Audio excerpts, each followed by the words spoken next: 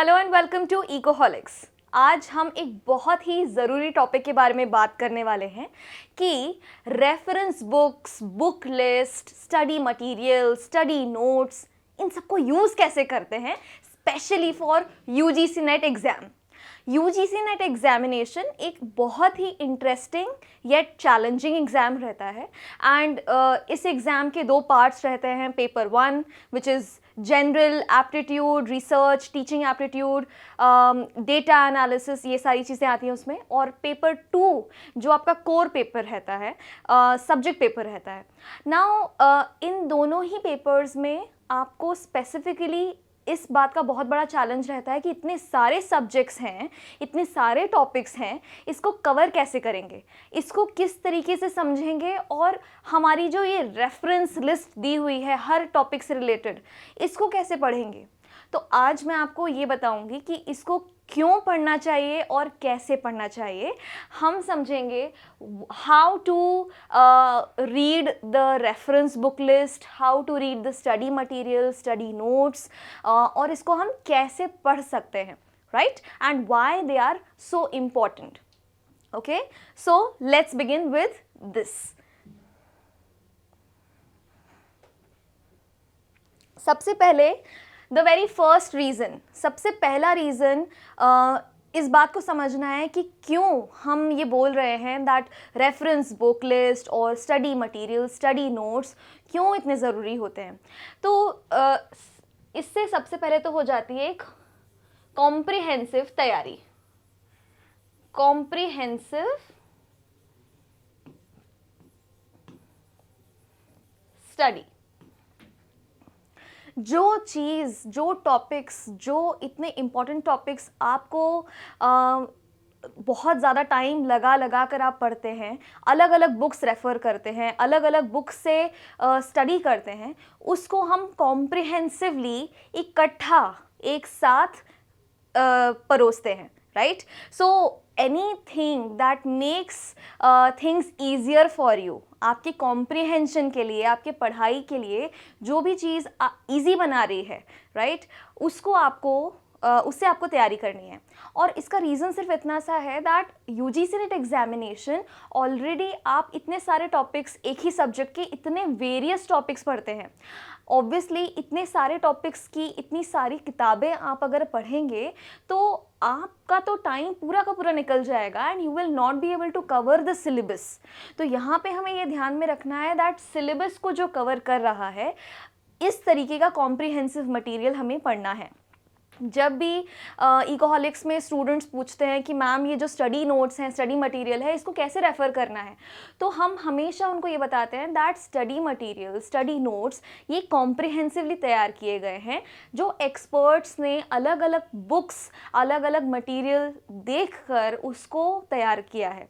So they have taken all the different things of different books, different study material and put it into the study notes, ताकि आप हर तरीके का reference इकट्ठा एक ही जगह पे पाएँ, राइट, ताकि आपकी कॉम्प्रिहेंसिव स्टडी हो पाए, राइट। तो सबसे पहली चीज़ है comprehensive study.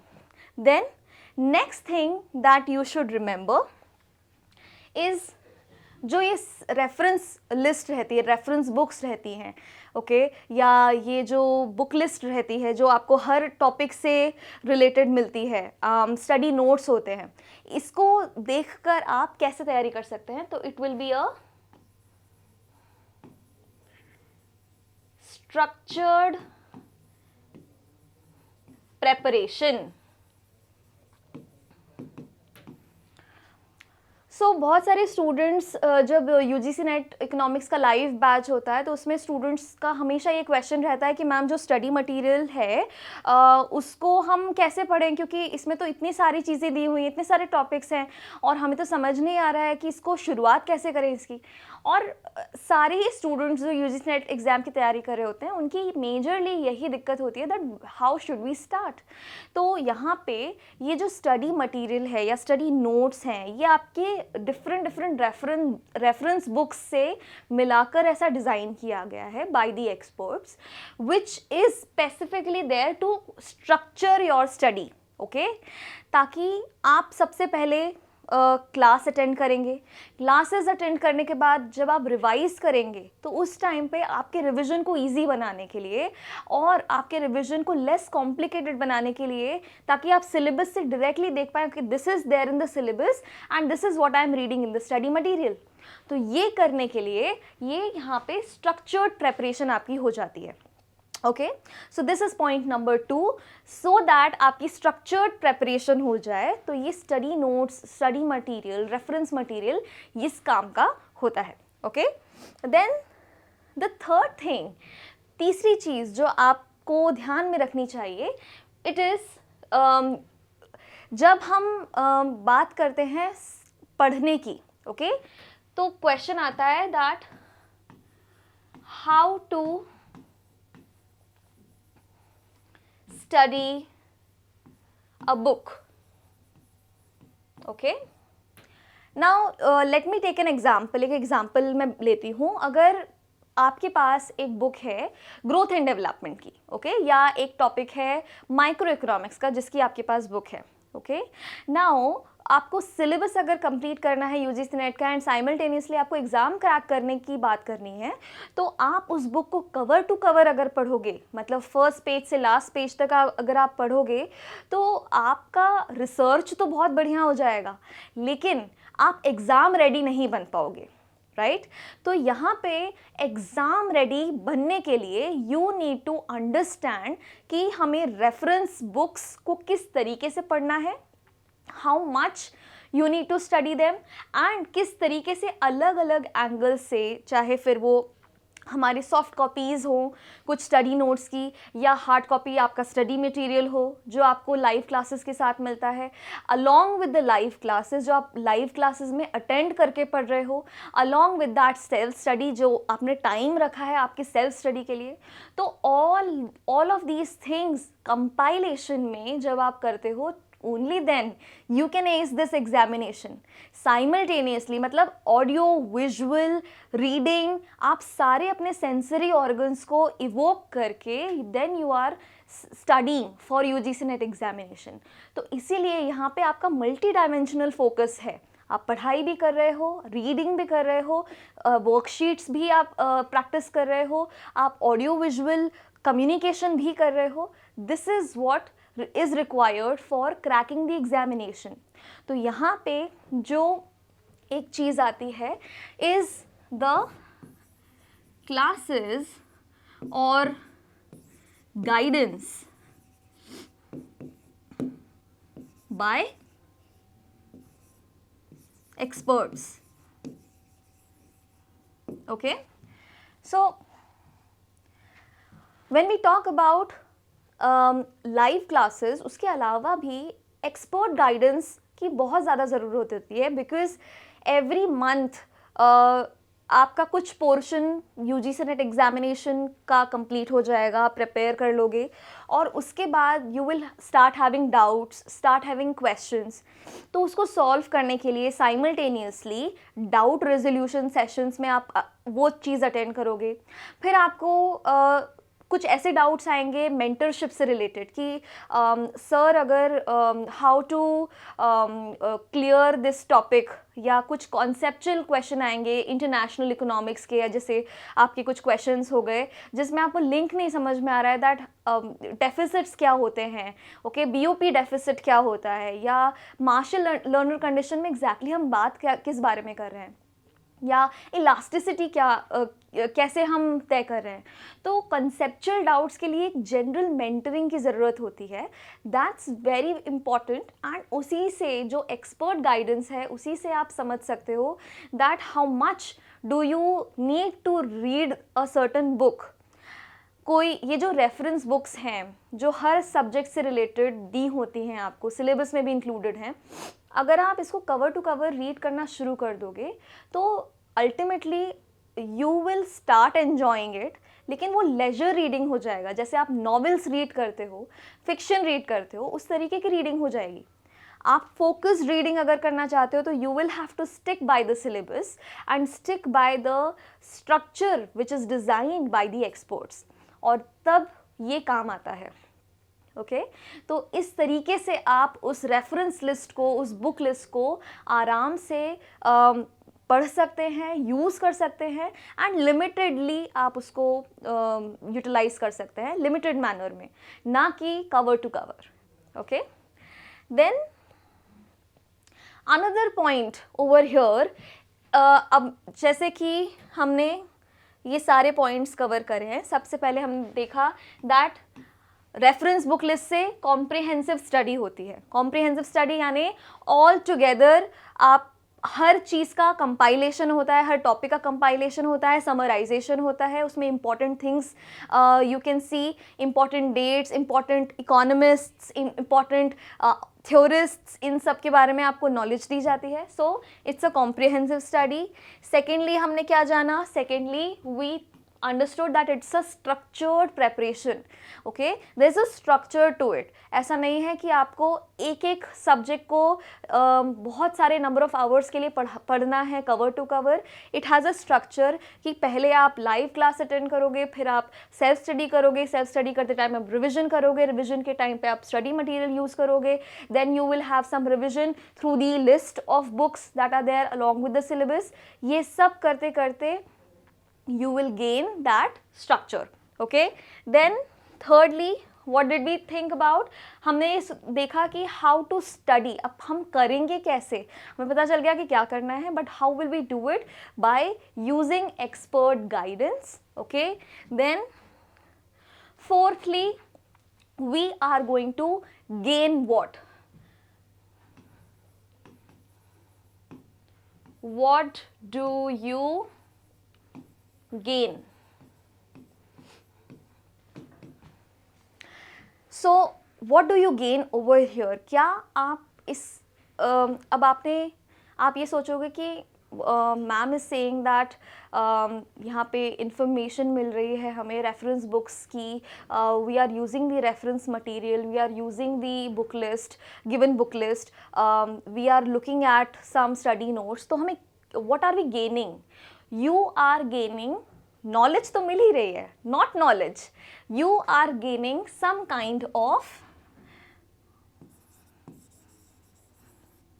skill to ace the exam. This is a very important skill. इसका क्या रीज़न है? कैसे आपको पता चल जाएगा दैट इंटरव्यूअर, एग्जामिनर जो पेपर सेट कर रहा है, the paper setter, what is going in their minds, वो कौन से ऐसे क्वेश्चंस हैं, वो ऐसे कौन से टॉपिक्स हैं जिसके बारे में आपको क्वेश्चन पूछे जा सकते हैं. ऐसे तो आप हर चीज़ रोट लर्न कर लोगे, हर चीज़ याद करना शुरू कर दोगे, but will it work? No, it will not. We have to be selective and we have to select the best things, the topics जो actual में एग्जाम में आने वाले हैं, राइट. यूजीसी नेट एग्जामिनेशन जो पूरे तरीके से एमसीक्यू पैटर्न का एग्ज़ाम होता है, वहाँ पे एक स्टूडेंट के लिए बहुत मुश्किल होता है टॉपिक छोड़ देना या टॉपिक को सिलेक्ट करना कि इसमें से मुझे क्या फोकस करना चाहिए, क्या नहीं करना चाहिए. विल दिस फार्मूला, जो मैं ये फार्मूला अगर नहीं प्रिपेयर करके गई और यही अगर मैम पूछ लिया गया एग्ज़ाम में तो क्या हो जाएगा. So this is something that you need to prepare. और इस तरीके की प्रेपरेशन से you will get the skills to crack the examination. ये सिर्फ नॉलेज बेस्ड तैयारी नहीं है आपकी, जहाँ पे आपको सिर्फ और सिर्फ रेफरेंसिंग से पता चल रहा है कि ओके हाँ this is variety of knowledge that you are getting. No, knowledge तो वैसे भी मिल रही है आपको, बुक्स पढ़कर, स्टडी मटेरियल पढ़ के, सब चीज़ें करके आपको नॉलेज तो वैसे भी मिल रही है, but here you are getting very important skills to crack the examination, जो चाहिए आपको एक्चुअल में to crack the examination.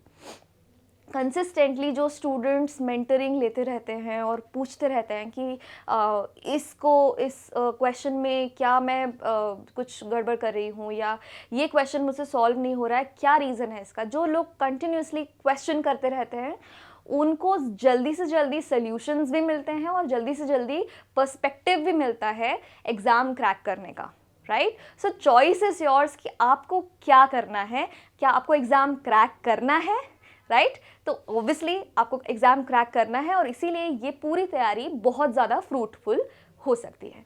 Okay, and last fifth point, let me write it here. Okay, structured preparation के साथ साथ something that you also gain while studying about different topics.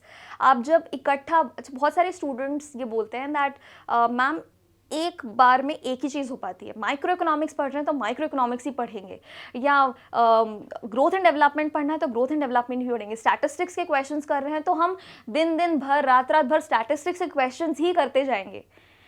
Now problem यहाँ पे ये है दैट अगर आपका फोकस वन डायमेंशनल है, यूनिडायमेंशनल है, दिक्कत कुछ नहीं है, लेकिन कुछ ऐसे कॉम्पिटिटिव एग्जाम्स के लिए इस तरीके की तैयारी सही नहीं है. ये तैयारी तब सही है जब आपका एक हफ्ते में उस चीज़ का पेपर है, आपका ग्रोथ एंड डेवलपमेंट का पेपर है, आप एक हफ्ते से ग्रोथ एंड डेवलपमेंट दिन रात पढ़ाई कर रहे हैं, great, you are going to score well. लेकिन अगर आपका एग्ज़ाम यूजीसी नेट है और आपको यूजीसी नेट क्रैक करना है तो इसके लिए आपको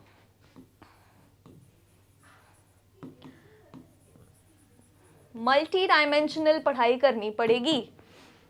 you will have to study in multi dimensional ways, and when you start preparing for it, automatically आपका फोकस भी मल्टी डायमेंशनल रहेगा.